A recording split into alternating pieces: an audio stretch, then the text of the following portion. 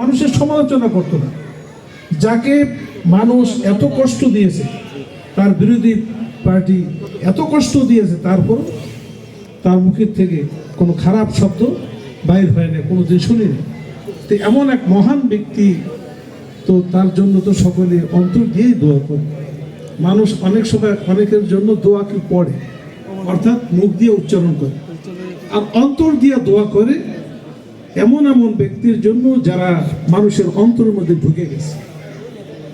মরহুমা খালেদা জিয়া এমন একজন আল্লাহ পাকের বান্দি ছিলেন, যিনি সর্বস্তরের মানুষের অন্তরের মধ্যে তিনি স্থান করে নিয়েছেন। তো আমরা অন্তর দিয়ে তার জন্য দোয়া করব, আল্লাহ রাব্বুল আলামিন তাকে যেন শহীদি মর্যাদা দান করে।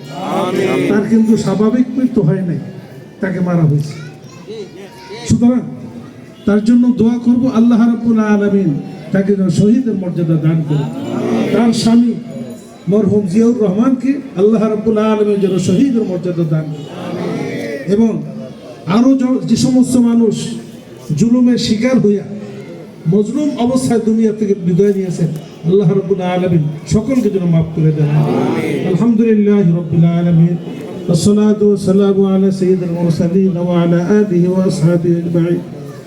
ربنا ظلمنا أنفسنا وإن لم تغفر لنا وترحمنا لنكونن من الخاسرين.